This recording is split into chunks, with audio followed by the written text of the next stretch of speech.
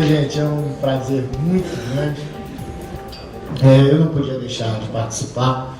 A CSD é uma central sindical que o que tem de jovem, tem de pujante, mostrou a que veio e já conquista um espaço significativo no cenário do sindicalismo brasileiro. Obrigado. Eu costumo dizer em minhas aulas que as centrais sindicais, do meu ponto de vista, sem nenhum demérito às demais entidades da estrutura sindical brasileira, mas do meu ponto de vista, pela horizontalidade, pela perspectiva de intervenção em âmbito nacional, as centrais sindicais são aquelas entidades que podem fazer a diferença no cenário do sindicalismo brasileiro. Eu não consigo ver um avanço do sindicalismo brasileiro sem a participação efetiva, sem a participação decisiva das centrais sindicais. Óbvio que eu não estou chovendo no molhado, eu não estou aqui diante de uma plateia de adolescentes, eu estou aqui diante de uma plateia de sindicalistas experientes, tarimbados, né? Sabe a importância da entidade de base, sabe a importância do sindicato, né? É lá que nós estamos trabalhando cotidianamente. Mas essa formação da central sindical brasileira, eu repito, é que pode fazer a diferença pela amplitude, pela horizontalidade, pela perspectiva de intervenção nacional e também pela perspectiva de intervenção político-ideológica. Aqui não se trata de estender uma bandeira vermelha, ou azul, ou verde, ou amarela, ou multicolorida, arco-íris, não interessa. Todos temos espaço, todos temos que ter espaço. É importante garantir essa intervenção às pessoas que têm ideias, às pessoas que querem trabalhar, que querem avançar. Então, essa perspectiva de intervenção da central sindical, do meu ponto de vista, é muito importante. Para mim, é fundamental. Se nós não tivermos uma intervenção efetiva das centrais sindicais, nós vamos ter ainda mais dificuldade. E eu tenho certeza disso. Nós estamos em um cenário, e eu quero aqui deixar de forma absolutamente clara, a minha manifestação aqui não é manifestação de coxinha, nem manifestação de mortadela. Para deixar claro, para não ter aqui confusão. Nós vivemos um momento do país e precisamos superar esse momento. Houve uma decisão. Alguns concordam, outros não concordam. Hoje isso não é mais importante. Importante é olhar daqui para frente. É verificar que nós temos um país que precisa de uma intervenção. Nós temos um número muito grande de desempregados. Nós temos uma economia que nos últimos anos desandou. Nós temos enormes dificuldades que precisam ser enfrentadas. Independentemente do meu ponto de vista pessoal, hoje a perspectiva é de torcer para que as coisas funcionem. As coisas têm que funcionar. As coisas têm que avançar. Ah, mas vai demorar um mês, vai demorar 2 meses.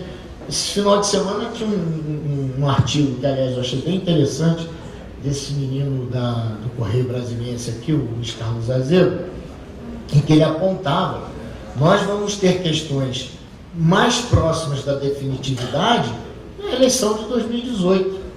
Talvez. Ocorre que nós não estamos em outubro de 2018. Nós estamos em setembro de 2016. Então, o que nós vamos fazer enquanto não chegar a outubro de 2018? Para mim, a questão que está colocada é essa. Independentemente de questões de ordem pessoal, de questões de ordem política e ideológica. E nesse cenário, eu repito, a importância da central sindical é fundamental. Nós temos companheiros aqui de 18 estados. 18 estados. Só isso já prova o que eu estou dizendo. No momento em que as senhoras e os senhores, retornando aos seus estados, aos seus municípios, levarem um pouco do que foi discutido aqui, porque a gente sempre avança, a gente sempre aprende. Todos nós. Eu saio daqui com certeza melhor do que eu entrei. Com certeza. Então, quando essas propostas, essa discussão for repercutida nos estados e nos municípios, nós vamos começar a avançar do que foi decidido aqui. O que o Neto me pediu foi para avaliar a perspectiva de intervenção do Ministério Público do Trabalho, né? A importância do Ministério Público para a atividade sindical. E eu tive uma oportunidade que poucos colegas, poucos integrantes do Ministério Público tiveram. Eu fui procurador-geral por 2 mandatos. Eu fui eleito em 2011 e fui reeleito em 2013. Então, entre 2011 e 2015, no final de agosto do ano passado, eu exerci o cargo de Procurador-Geral do Trabalho. Isso me deu a oportunidade de conhecer melhor a minha instituição e de manter um contato mais frequente com muitas lideranças sindicais do Brasil. Nós tivemos uma preocupação. E eu vou falar aqui abertamente, eu não sou mais Procurador-Geral, não serei novamente, eu estou há pouco menos, a coisa de uns 10 meses. Ó, Zé Lucas, a gente vai botar essa foto aí, Zé Lucas.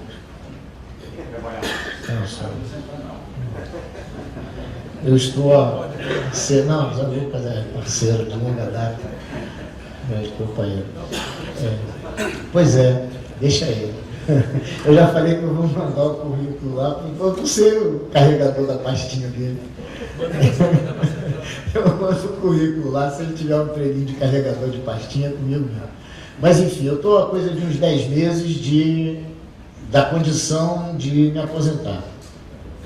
Então, eu já estou naquele momento, né, em que eu posso falar abertamente aquilo que eu penso, porque eu não dependo mais de eleição interna, e a gente que disputa a eleição sabe como é que é isso. Você sabe que você tem que ter cuidado onde você está pisando.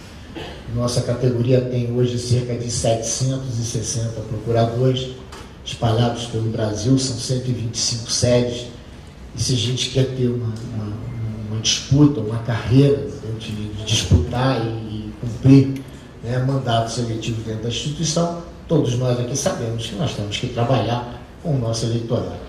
Algumas coisas nós podemos ir um pouco mais à frente, outras nem tanto, todos nós sabemos como é que essas coisas funcionam. E eu já passei disso. A minha expectativa agora, em final de junho do ano que vem, entrar com o meu pedido. Meu problema hoje é a idade, eu tenho 37 anos de contribuição e eu tenho que esperar completar a idade. Isso se nós não tivermos aí uma mudança, né? Eu espero que não tenha, né? Mas se tiver também paciência, a gente trabalha com a regra do jogo, né? É com essas regras do jogo que o meu Flamengo vai ser campeão esse ano mais uma vez. Então eu tenho sempre que trabalhar com as regras do jogo. Aliás, essa é uma expectativa, e aqui eu já começo a desenvolver alguma coisa do que eu gostaria de dizer nessa tarde. Nós temos uma expectativa, a atuação, né, de membro do Ministério Público nos obriga a trabalhar com a legislação. É óbvio que cada dispositivo legal, seja de legislação ordinária, seja da Constituição da República, cada dispositivo de legislação merece uma interpretação. E também é óbvio que cada um de nós vai interpretar esses dispositivos de acordo com aquilo que cada um pensa. São idiosincrasias, são perspectivas, são questões vividas, vivenciadas, experiência, falta de experiência, coisas boas que acontecem, coisas não tão boas que também acontecem, enfim, é com esse cabedal é que nós vamos interpretar a legislação. Então eu tenho certeza que as senhoras e os senhores já encontraram no seu cotidiano de atuação de líder sindical alguns membros do Ministério Público do Trabalho em que foi possível desenvolver belíssimas ações. Mas também encontraram alguns outros membros do Ministério Público do Trabalho em que deu vontade de xingar. Pode falar, não tem problema não. Não tem problema não. Não tem problema não, a gente precisa ter essa certeza, essa segurança de que em todas as instituições nós vamos encontrar todo tipo de pessoa. É assim. Esses dias agora, tem alguém aqui que é do Espírito Santo? Esses dias agora o jornal A Gazeta publicou uma matéria muito grande sobre as instituições sindicais. Não sei se tiveram a oportunidade de ler. Uma pessoa que não conhece um pouco das instituições sindicais no Brasil, certamente, se leu aquela matéria, 4 ou 5 vídeos, não é isso? 4 ou 5 vídeos, se leu aquela matéria, saiu com uma ideia extremamente negativa do movimento sindical brasileiro. Eu compartilhei lá no Facebook, eu peguei a matéria, compartilhei na minha página no Facebook e escrevi: as entidades sérias do sindicalismo brasileiro, porque elas existem e são muitas, não podem continuar convivendo com esse tipo de patologia. Porque quando um procurador não atende à expectativa do dirigente sindical que bate na porta do Ministério Público, quando o procurador às vezes é duro, não atende, às vezes parece grosseiro, às vezes é, não devia ser, mas às vezes é. O líder sindical que foi lá bater na porta do Ministério Público dificilmente sairá dali dizendo: esse procurador não merece ser membro do Ministério Público. Não vai dizer isso, vai dizer: o Ministério Público nunca nos ajuda. O Ministério Público, a gente bate na porta do Ministério Público, não está do nosso lado. O Ministério Público está isso, o Ministério Público está aquilo. A mesma coisa. Muita gente vai falar e entender do movimento sindical quando vê uma matéria como a que a Gazeta lá do Espírito Santo fez. E não pode ser assim. Não é essa a realidade. Não é essa a maioria das entidades sindicais brasileiras. No Brasil ainda tem entidade sindical que não pode ter presidente, porque o presidente assume e o pistoleiro mata. A gente tem casos de sindicatos de trabalhador rural no Brasil, especialmente na região norte, que o pistoleiro mata. E não é punido. Então há uma falha muito grande do Estado brasileiro, há uma falha muito grande do poder público, mas há também falhas do outro lado. Você vai dizer que todos os empresários são ruins, todos os empresários são isso? Claro que não, mas você tem uma parcela de empresário que põe trabalhador para trabalhar de fralda geriátrica. Isso é real. Isso é real. Para não se levantar da cadeira e ir ao banheiro. Você imagina a humilhação de um trabalhador usando uma fralda geriátrica. Claro, sem ser doente, óbvio. Isso é uma imposição de determinado número de empresários. Pessoas que são adoecidas no cotidiano de trabalho. Vejam como eu usei a expressão. Há pessoas que adoecem, claro. Claro que adoecem. Hoje é quinta-feira, né? Segunda-feira de manhã eu levantei cedo para dar aula, acho que levantei muito rápido. Quando botei o pé no chão, a cabeça girou. Aí falei: caramba, para aí o mundo que eu preciso descer. E a mulher falou: ó, cuidado. Era alguma coisa de labirintite ou coisa parecida e virou, passei mal. As pessoas adoecem, passam mal. Mas não é assim, o trabalhador, ele é adoecido. Ele é adoecido pelo sistema de produção. Há um custo estimado, vejam, estudos feitos na USP pelo professor José Pastore, respeitadíssimo, mas sabidamente, perdoe falar assim, mas eu falo o que eu penso, mas sabidamente um professor, um acadêmico, um cientista, a soldo do patronato. E vejam, o professor José Pastore apontou o volume de recursos que o poder público gasta com o sistema público de saúde e de previdência. São cerca de 100 bilhões, olha só, cerca de 100 bilhões por ano, isso dados de 2011, nós já estamos em 2016. 100 bilhões de reais por ano, sabe para quê? Para manter o sistema público de saúde e de previdência. Sabe quanto é que a conta desse poder público vai fechar? Não vai fechar, por quê? Porque as empresas adoecem o trabalhador. Adoecem por conta do seu ritmo de trabalho, por conta da sua proposta de trabalho, por conta do sistema capitalista de produção. Então eles vão adoecendo o trabalhador adoece, vai para onde? O que acontece com aquele posto de trabalho? Preenchido rapidamente, tem uma fila lá fora. E o que vai acontecer com esse trabalhador que chegou nesse posto de trabalho agora? Vai adoecer de novo. Por quê? Porque você não vai mudar o sistema de produção. Não sei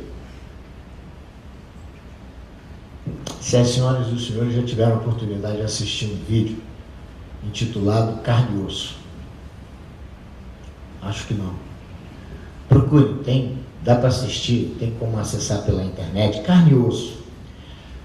Pode ser também localizado no sítio de uma ONG lá de São Paulo, chamada Repórter Brasil, que tem feito muitos estudos no enfrentamento do trabalho escravo contemporâneo, no enfrentamento do trabalho infantil. Seguidamente publica estudos sobre as questões que envolvem a cadeia produtiva, né? Enfim, o chamado supply chain. Mas esse vídeo mostra, tem uma cena... Qual que é a plataforma? Repórter Brasil? Repórter Brasil, é uma ONG. Uma ONG lá de São Paulo, Repórter Brasil. O título é Carne e Osso. Carne e Osso. Tá quase uma hora de duração. 52 minutos. Então, tá vendo? Obrigado. É bom quando a gente tem gente que vai ajudando a gente. Assim. Enfim, esse documentário tem uma cena que lembra Charlie Chaplin em tempos modernos. Esse filme do Charlie Chaplin tem praticamente 100 anos. Quase 100 anos. E é atualíssimo. É aquela cena que o trabalhador está na linha de montagem. Tem uma cena que ali que é maravilhosa. O trabalhador sai quicando, ele vai apertando o parafuso, tem uma hora que ele sai quicando, parece uma pipoca. Tum, tum, tum. Eu digo, o camarada era um gênio. 100 anos atrás ele mostrou isso, ó. É isso que a indústria está fazendo.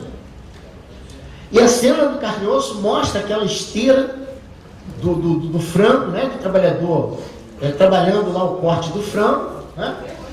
São 18 movimentos, 18 entre corte e movimento de mão, são 18 em 15 segundos. Isso está cronometrado no vídeo. A hora que a gente chega lá no mercado e pega aquela bandejinha com aquela coxinha de frango, aquela sobrecoxa, aquela coisa tão bonitinha, tão limpinha e tal, bate uma delícia. Tinha agora no almoço aqui, tinha no almoço, estava delicioso. O trabalhador morre por conta daquilo. Tem uma trabalhadora que ela fala assim, não, a gente ia lá no ambulatório lá, e o médico, que a gente chamava ele de doutor diclofenaco, mas ela fazia, a gente chamava ele de doutor diclofenaco, por quê? Porque o camarada só dava o diclofenaco lá para o cara dor. E não tem nenhuma preocupação com o que leva o trabalhador a sentir dor. Claro, por quê? Ele não está ali para isso. É o sistema de produção, é a velocidade da esteira, é a temperatura do ambiente, é a negativa de dar ao trabalhador aquele intervalo para que ele vá lá fora no sol. Não pode ir no banheiro. O banheiro é tão longe, tem tanta confusão de contaminação e descontaminação por causa da roupa, pede não sei o que o trabalhador não vai ao banheiro. O supervisor não deixa.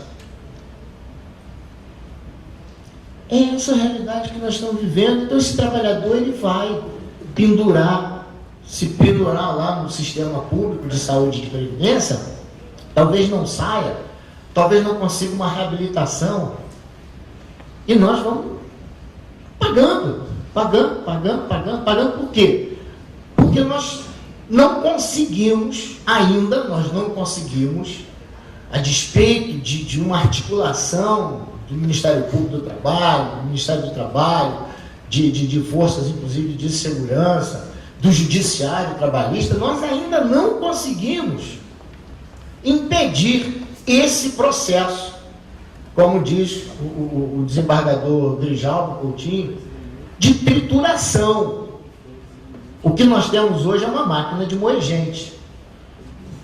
É isso que nós temos hoje. Então, essas dificuldades, nós temos que enfrentá-las. Eu fiquei feliz esses dias, Neto, que eu li uma matéria, eu não sei se foi do Clemente, o Clemente falou aqui, né? Eu não sei se foi do Clemente, perdoem a falha da memória, a gente pega um artigo, lê um, lê outro, e aí às vezes a memória não processa como deveria processar. Mas eu li um artigo em que apontava duas situações. A primeira delas é o baixíssimo percentual de convenções e acordos coletivos em que se conseguiu, nos últimos meses, em que se conseguiu um reajuste com recuperação daquilo que se perdeu, com aumento real. Cerca de 25%, segundo esse texto. E uma outra informação recolhida também em artigo é que aumentou nas mesmas normas coletivas, acordos coletivos de trabalho, convenções coletivas de trabalho, a perspectiva de busca perspectiva de discussão de questões ligadas ao ambiente de trabalho. Isso é absolutamente necessário. Absolutamente necessário. O trabalhador está adoecendo. Um trabalhador doente, a primeira pessoa que precisava perceber isso era o empresário. O trabalhador doente não produz. O trabalhador doente é um peso, mas como nós temos um contingente de mão de obra, né, que pode, o contingente de mão de obra que pode substituir aquela mão de obra afastada quase que de imediato, então ele não se preocupa. O que é que se cobra do empresário para o setor público de saúde e de previdência? Perdoe usar uma expressão chula, mas é uma mixaria. É uma mixaria diante do que o poder público gasta, diante do que o poder público investe. Então, para o empresário não faz muita diferença. Quando o auditor fiscal do trabalho vai lá e autua, a multa é irrisória. Além de ser irrisória, o sujeito não paga. Não paga e vai discutir isso lá no Executivo Fiscal. Até a Procuradoria-Geral da Fazenda Nacional ingressar com uma ação e ambos se passaram. Até o juiz dar uma sentença, a Justiça Federal, ambos se passaram. E o lucro só aumentou. Então, nós buscamos uma forma de interferir nessas questões efetivamente, ou nós vamos buscar uma situação, encontrar e participar de uma situação cada vez mais pior, cada vez pior, de mais adoecimento, de maior prejuízo para o trabalhador. Eu repito uma afirmação que fiz aqui agora há pouco. As centrais sindicais são fundamentais nesse processo. Obrigado. Pela projeção nacional, pela horizontalidade, pela perspectiva de intervenção político-ideológica. Isso não é uma simples discussão de categoria, de intervenção daquilo ali, é uma questão político-ideológica, intervenção em prol do trabalhador. E isso não é prerrogativa de uma central, seja azul, amarela, vermelha, cor de abóbora, multicolorido, o que for. Isso tem que ser de todas as centrais sindicais. Agora, algumas estarão à frente desse processo. Eu não tenho dúvida disso. Desculpe falar assim na sua frente, mas a CSB está mostrando que chegou para ficar. Que cresceu a CSD nos últimos anos, mostra uma perspectiva de ascensão. Mas há espaço para trabalhar em conjunto. Não é uma tarefa fácil, não. Se a gente ficar buscando diferença, a gente não avança. Bom, e como é que o Ministério Público pode participar deste trabalho? A nossa perspectiva, desde agosto de 2011, quando nós assumimos a Procuradoria-Geral do Trabalho, até agosto de 2015, quando nós deixamos o cargo, foi de uma aproximação com o movimento sindical. Todos os aspectos. Trabalhamos juntos, talvez algumas das senhoras e dos senhores aqui conheçam o Dr. Gerson Marques, lá de Seattle, do Ceará. Gerson é um amigo de longa data, professor capacitado, um procurador que tem uma perspectiva de intervenção social. Então, pedi a Gerson que assumisse a coordenação da nossa coordenadoria de promoção da liberdade sindical. E procuramos trabalhar em conjunto. Dizia, talvez pouco tenha sido conseguido de objetivo, talvez. Mas algumas sementes nós conseguimos plantar. Vencer uma resistência não é fácil. Percebam, por gentileza. O Ministério Público do Trabalho estava habituado a intervir nas entidades sindicais. Isso até 5 de outubro de 88. Antes de passar no concurso, eu era advogado trabalhista no Rio de Janeiro. Eu estou fazendo apenas um período de estágio no Ministério Público. Eu volto para a advocacia porque é a minha casa. Trabalhei no Ministério Público dando o melhor de mim. Não tenho dúvida disso. Melhor de mim. Agora eu sou limitado. Eu sou humano, sou limitado. Mas na advocacia, no Rio de Janeiro, falei no sindicato dos professores, fui estagiário no sindicato dos médicos, advoguei no sindicato dos trabalhadores de empresas de asseio e conservação. Isso fora alguns trabalhos de freelancer que a gente faz às vezes.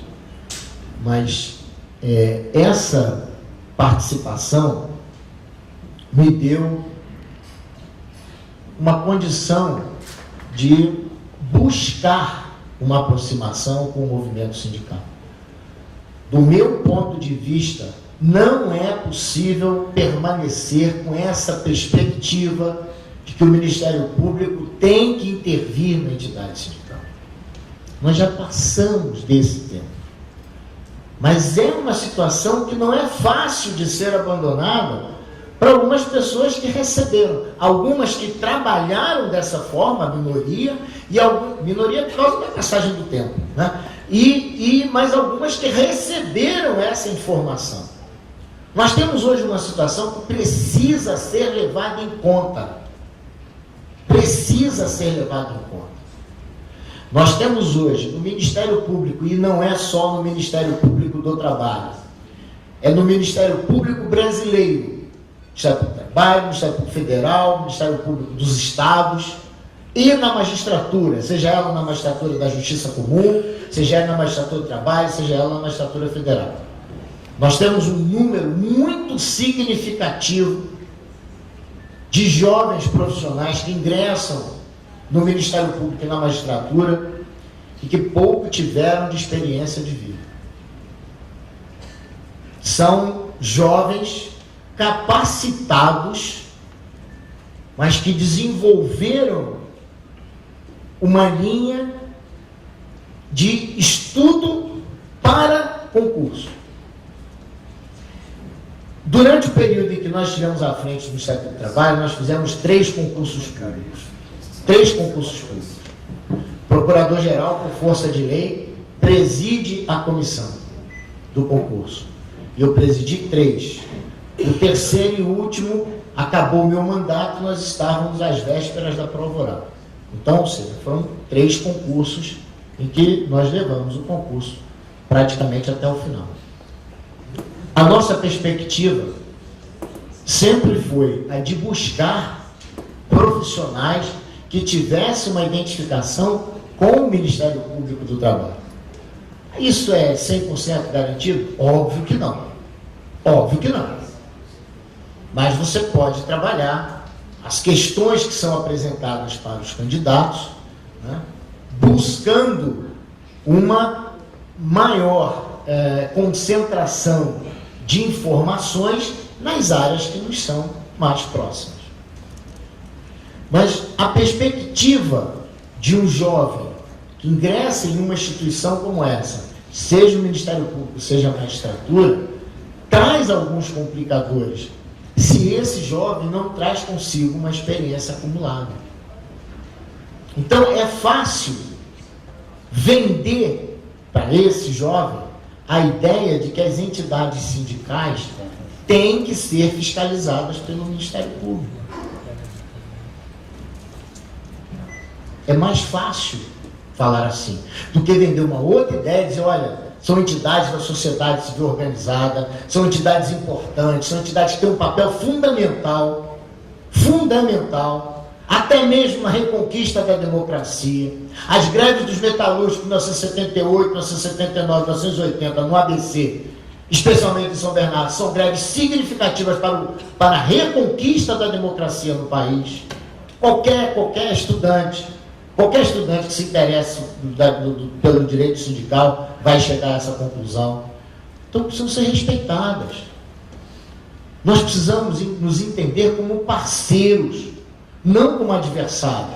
Ah, mas vai ser parceiro daquele sacana que me sapeca lá uma ação civil pública e não deixa lá eu cobrar a contribuição dessa ou daquela.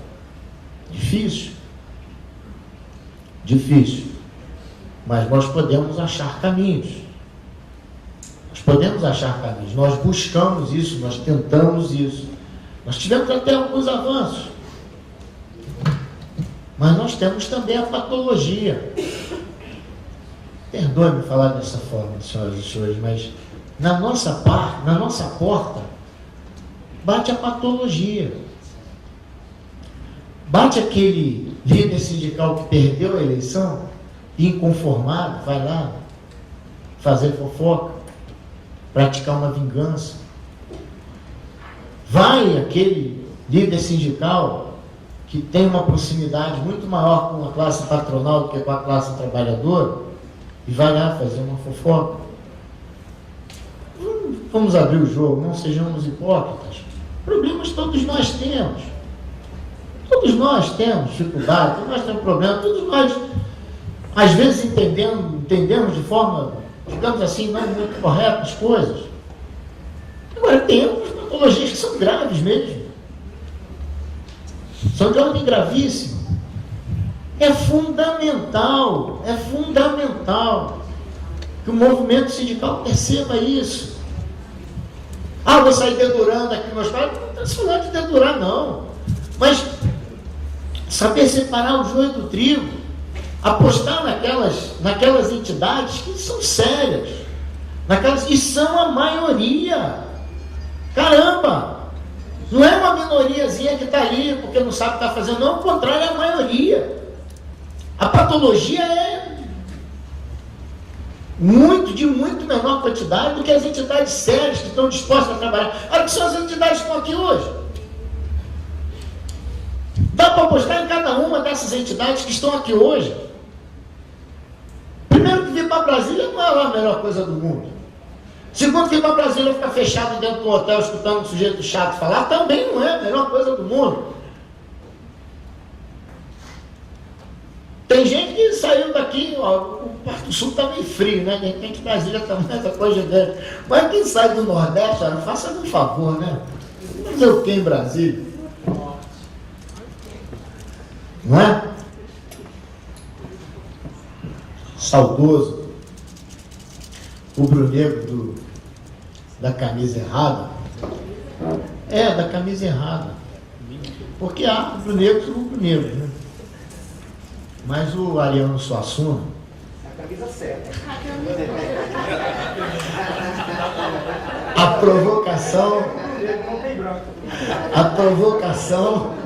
a provocação tem endereço certo e a ser respondido. Uma admiração, companheiro pernambucano, uma admiração, apesar de que Ariano era paraibano, né? Terra do meu pai. Meu pai nasceu em João Pessoa, foi 18 anos, analfabeto, do Rio de Janeiro, para Lava Prata. Mas Ariano Suassuna chegou aqui em Brasília uma vez e foi convidado para fazer uma palestra sobre arquitetura. Eu digo, meu Deus do céu, isso é imperdível, né? Pô, a primeira peça de teatro que eu assisti na minha vida, eu tinha 15 para 16 anos, no Rio de Janeiro, foi exatamente o Alto da Compadecida. Desde então, a minha paixão para Ariano Suassuna só cresceu, só aumentou. E ele falou, pô, esse cara vai falar, muito tempo vai falar de arquitetura. Né? E aquelas aulas show que ele dava, aula show, o Ariano era um show, né? Então ele começou a botar uns slides assim, né? Aí ele botava esses prédios de Brasília, esses cachotões que tem aqui em Brasília, tá dizendo, negócio tudo igual, olha só, que coisa feia, um negócio feio, assim dizendo. Aí botava aquelas casinhas pequenininhas das cidades do Nordeste, tudo coloridinho, uma lulada. Olha que coisa linda, tudo lindo, tudo colorido. É igual essa coisa feia que a gente tem aqui em Brasília.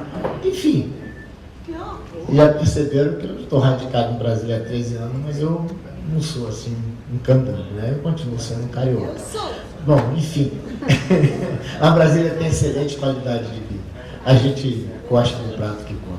Mas enfim, nós podemos, eu tenho certeza que nós podemos achar caminhos para trabalhar em conjunto. Veja, se nós observarmos os artigos 83 e 84 da Lei Complementar 75, de maio de 93, que é a lei complementar que rege o Ministério Público da União, nós vamos encontrar ali dispositivos, e eu repito o que eu falei agora há pouco, o membro do Ministério Público trabalha com a norma. O Ministério Público se submete ao comando legal. Interpreta? Sim, interpreta, mas se submete ao comando legal. Então, lá nos artigos 83 e 84 da Lei Complementar 75, que é a lei que rege o Ministério Público da União, tem dispositivos de extrema importância e muito pouco utilizados. O Ministério Público pode funcionar como mediador. O Ministério Público pode funcionar como árbitro. E você não vai pagar por isso, porque você já pagou. Você recolhe imposto. Todo mundo que é funcionário público recebe por conta do imposto que a população recolhe. Nós também recolhemos, é óbvio.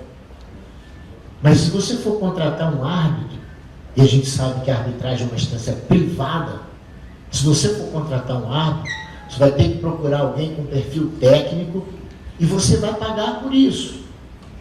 O membro do Ministério Público terá esse perfil técnico e você não vai pagar por isso. E por que eu estou falando isso exatamente agora?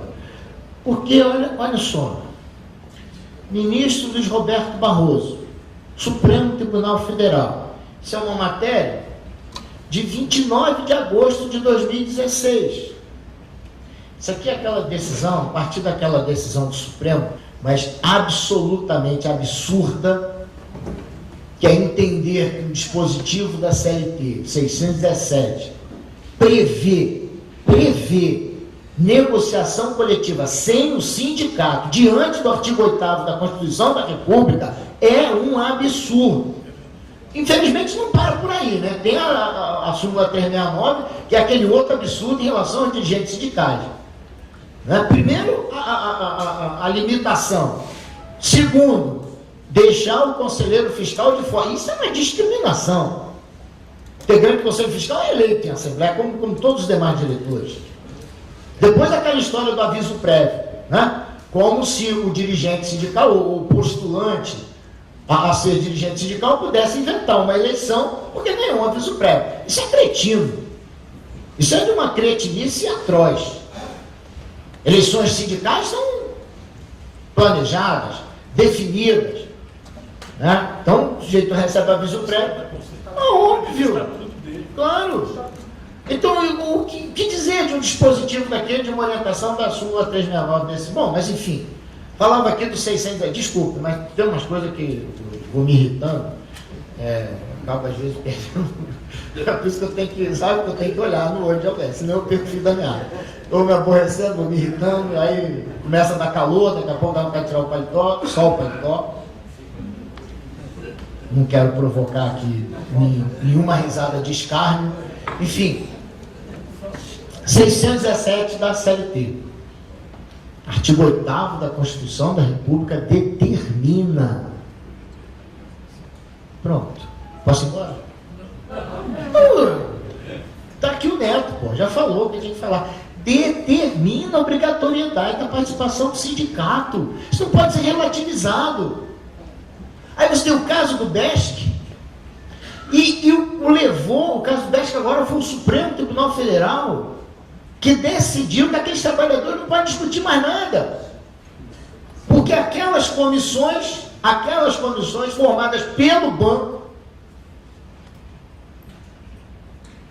para produzir acordos coletivos de trabalho são perfeitas. E o artigo 8º da Constituição da República? Ah, mas espera aí, mas será que o trabalhador, será que... Isso sim, tem essa história de será. O sindicato não vai participar de uma negociação coletiva se tiver uma confusão, senão ele vai participar. É obrigatório para o sindicato. Qual é o sindicato que vai participar? Temos alguns sindicatos, o Ministério do Trabalho apontou isso, que não fizeram negociações coletivas, mas são situações especiais. Sindicato Trabalhador Rural, coitado, não tem condição nem de ter sócio, não tem nem de recolher a contribuição sindical. Como é que vai fazer negociação coletiva? Eu já vou me irritando, já vou derrubando as coisas. Enfim, eu estou extremamente preocupado. O Supremo Tribunal Federal vem em uma seara de desconstrução de direitos. Aquela decisão do fundo de garantia, da prescrição do fundo de garantia, vai trazer um prejuízo enorme para a nação. Porque as empresas não vão mais depositar o fundo de garantia. A prescrição é trintenária, agora é quinquenal, bienal. Por que vai depositar? Aí eu me recordo agora, dia desse, né? Não sei se você viu, uma confederação patronal grande, a CNC, organizou com o jornal O Globo, jornal do Rio de Janeiro, lá no Rio de Janeiro, uma discussão para fazer propaganda dessa história aí do negociado sobre o legislado. Um professor da PUC do Rio, estava lá, José Pastor, o professor José Pastor, merece meu respeito, e o professor Zé Márcio Camargo, da PUC do Rio, que também merece meu respeito. Eles são acadêmicos, defendem questões, posições patronais, mas merece o meu respeito. O professor Zé Márcio Camargo soltou uma pérola que me deixou extremamente irritado com aquilo. Ele, mais ou menos assim, ele disse que as pessoas ficam, Neto, reclamando aí dessa discussão do negociado sobre o legislado.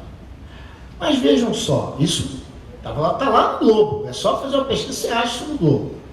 Eu pedi o pessoal lá da comunicação nossa lá para fazer uma fotocópia assim, enorme, de página inteira, colorida e tal. Eu guardei, estava guardado. Isso é documento. Enfim, o que acontece na primeira instância da Justiça do Trabalho, segundo o professor Zé Márcio Camargo da PUC do Rio, já é o negociado sobre o legislado. Ora, o trabalhador é explorado no seu dia a dia. O patrão não paga as verbas resilitórias, porque isso está planilhado, isso é planilha.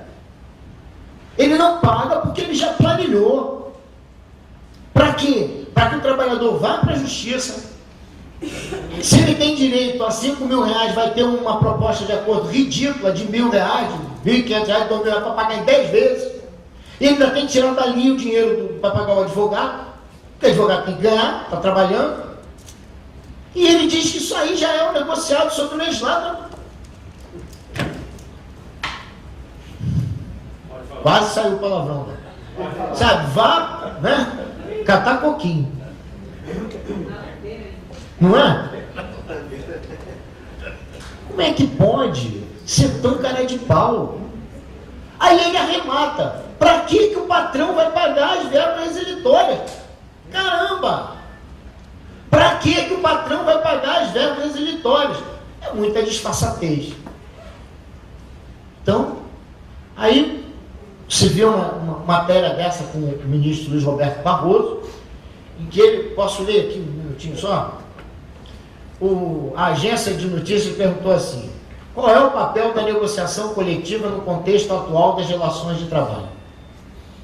O ministro responde: acho que empresas e empregados vão ter que introjetar na sua cultura e nas suas relações um mecanismo que envolva mais negociação autônoma entre os sindicatos, mais negociação coletiva e menos intervenção estatal. E aí não vejo problema não, sinceramente. O excesso de intervenção estatal é um modelo corporativo, autoritário, que vem de outra época. O regime da Constituição de 88 fomenta a negociação coletiva e autonomia. É claro que o trabalhador tem direitos mínimos e irrenunciáveis que precisam ser protegidos.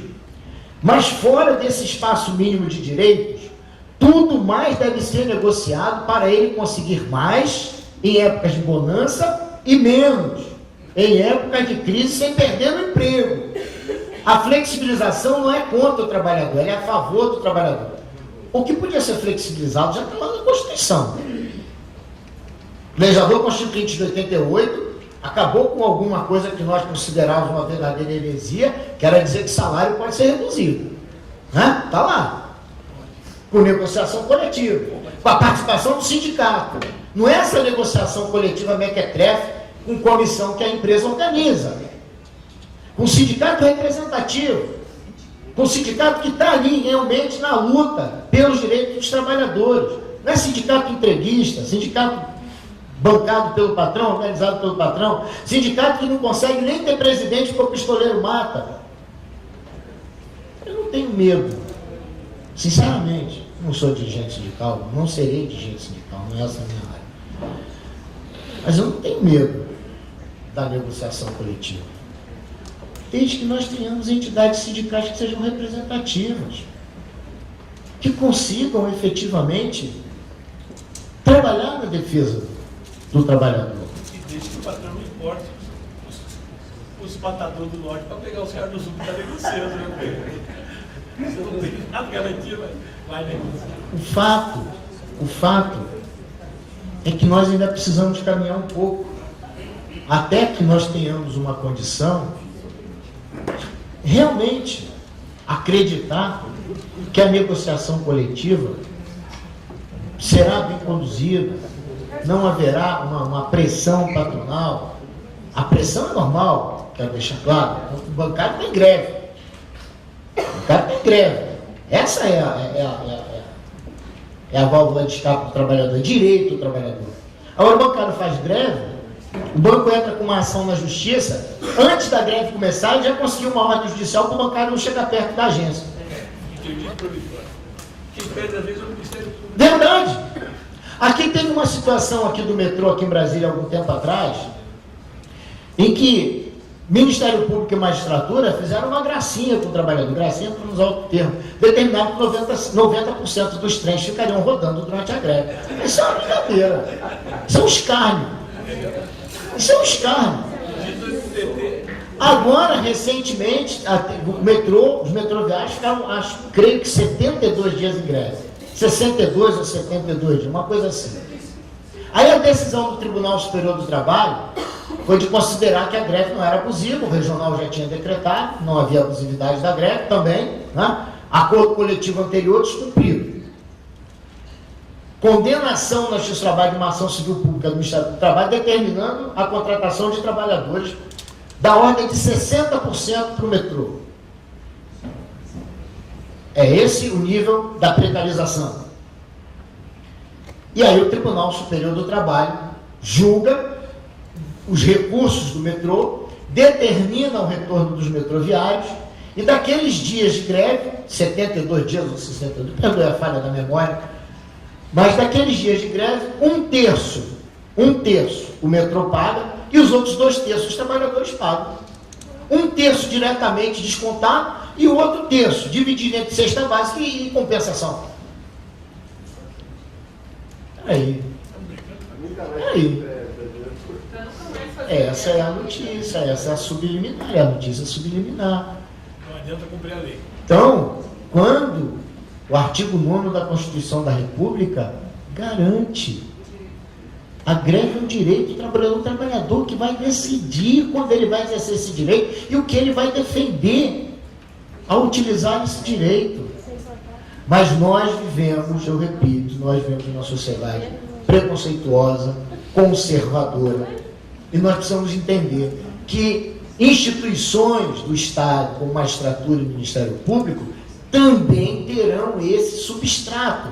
E mais, com essas perspectivas atuais que nós temos, né, dos chamados concurseiros, nós temos então um número muito significativo de profissionais do direito que ingressam na magistratura e no Ministério Público, que não trazem um mínimo de vivência e um mínimo de respeito em relação às entidades importantes como é a entidade sindical. A nossa jornada, eu tenho certeza que vai continuar no Ministério Público. Nós temos alguns colegas que pensam desta forma como eu estou expondo aqui, que têm respeito pelas entidades sindicais, que acreditam que entidades sindicais são parceiras e não adversários. Uma vez eu estava na sede da UGT lá em São Paulo, e nós estávamos discutindo, eu era procurador-geral, Gerson estava comigo, e nós estávamos discutindo exatamente a confusão da contribuição sindical, as ações que o Ministério Público propõe em face das entidades sindicais por conta da contribuição sindical. Perdão, da contribuição assistencial. E eu disse na oportunidade, Canindé estava sentado bem do meu lado, e eu disse na oportunidade que uma das propostas que eu gostaria de deixar ali era de uma ofensiva junto ao Tribunal Superior do Trabalho em relação ao precedente 119. E isso foi feito. Isso foi feito. E quase faltou pouquinho para se conseguir. Houve uma resistência de alguns ministros. Depois essa resistência foi sendo superada. Eu me lembro de uma conversa muito interessante que eu tive com o ministro Maurício Godinho Delgado, eu era procurador-geral, ele pediu que fosse ao gabinete dele conversar sobre isso. Conversamos, né? Mas na hora de levar a questão à decisão, houve uma dificuldade, um erro de encaminhamento entre os ministros, e alguns ministros que estavam prontos para votar pela mudança ou até mesmo pela supressão, acabaram mudando de postura e entenderam que não era o momento. Mas esse precedente 119 é um enorme entrave. É um enorme entrave. E aí eu me recordo de uma... Saúde. Eu me recordo... Desculpa, isso sai automático. Só aprendi com meu pai. É engraçado, eu estou em sala de aula dando aula de leite espirro. Saúde, os alunos começam a rir. Para mim sai automático. Enfim, é um enorme entrave. Se nós tivéssemos uma mudança nessa jurisprudência, haveria uma mudança significativa da postura do Ministério Público do Trabalho. Porque o Ministério Público age... Tem que terminar? Né? Eu já falei demais aqui. Não, pior que vocês devem ficar gravando isso aí, depois eu estou lascado. Aí... Não era eu. Tamo junto. Até o pessoal do esporte, ó. Beleza. Mas enfim, agora o 87 é nosso, viu? Bom, deixa eu falar. Esse precedente 119 acaba norteando a intervenção dos procuradores. É a jurisprudência sedimentada do Tribunal Superior do Trabalho. Então é preciso uma ofensiva mesmo, para suprimir, ou no mínimo alterar esse precedente 119. Esse é um grave problema. O Ministério Público pode ser parceiro nessa empreitada. Na condição de procurador-geral, eu repito, trabalhei nesse sentido. Não creio que o atual procurador-geral tenha uma posição diametralmente oposta à que nós tivemos quando no comando da instituição. Não creio. Então, essa é uma questão que eu considero como fundamental, né? Creio que nós podemos buscar formas de intervenção. O Ministério Público do Trabalho pode ser um parceiro nas questões que envolvem o ambiente de trabalho. Eu ouço muito dos colegas, veja, Neto, eu ouço muito dos colegas uma assertiva. Os advogados dos sindicatos poderiam ingressar com as ações civis públicas, mas não fazem. Preferem levar a denúncia para o Ministério Público. E eu ouço de alguns procuradores essa frase como se isso fosse uma verdadeira ofensa. Mas veja, o legislador deu ao Ministério Público o manejo da ação civil pública. Um excelente instituto de defesa da sociedade. Mas deu também, e isso não deu aos sindicatos, o inquérito civil. Com o inquérito civil, nós podemos requisitar informações de qualquer órgão público nesse país, sob pena de crime de desobediência. Os sindicatos não têm essa ferramenta. Então, é possível, nós já fizemos várias vezes, nós já conseguimos trabalhar em conjunto. Nós precisamos ampliar essas formas de trabalho em conjunto, buscar formas que nos aproximem, porque uma vez buscando e conseguindo essa aproximação, é possível quebrar algumas resistências e mostrar que a situação não é aquela que foi dita algumas vezes, de que a entidade sindical é uma adversária, que a entidade sindical, né, não trabalha em busca de conquistas e benefícios dos trabalhadores, porque a gente sabe que essa não é a realidade. Mas às vezes até o óbvio precisa ser dito. Nós precisamos investir ainda mais nessa aproximação. É possível funcionar como mediador, é possível funcionar como árbitro, é possível funcionar em conjunto em ações civis públicas, buscando enfrentamento de questões que, por exemplo, adoecem o trabalhador. Então, isso, do meu ponto de vista, é claro, os dirigentes sindicais aqui são as senhoras e os senhores, não sou eu. Se você levantar o braço e dizer, não é bem assim não, eu vou ouvir. Mas eu acredito que a gente pode, que nós podemos trabalhar em conjunto, em muitos pontos, em muitos aspectos. A gente não pode ficar, divulgando só aquilo que não presta, divulgando que o Ministério Público não consegue trabalhar com as entidades sindicais. Nós vamos viver alguns momentos em que o Congresso Nacional, e isso não tem 3 meses, para deixar bem claro aqui que não é uma perspectiva do atual governo, tem pelo menos alguns anos que o Congresso Nacional tem tramitando várias iniciativas de retirada de direitos, de precarização das condições de trabalho. Nós não podemos deixar essas propostas sem um acompanhamento. É prejuízo para nós. Essa discussão aí do atual PLC 30 é uma proposta de mais de 10 anos atrás, do deputado Sandro Mabel, ex-deputado, na última eleição ele nem se candidatou de novo. Acho que levou tanta vergonha desse projeto que nem se candidatou mais. Mas, enfim, é uma proposta antiga. Ganhou uma nova roupagem, sim, mas é uma proposta antiga. Assim como tantas outras que estão no Congresso Nacional. Então, é absolutamente necessário. Agora tem uma tentativa louvável do deputado Bebeto, da Bahia, de estabelecer uma discussão em relação à contribuição.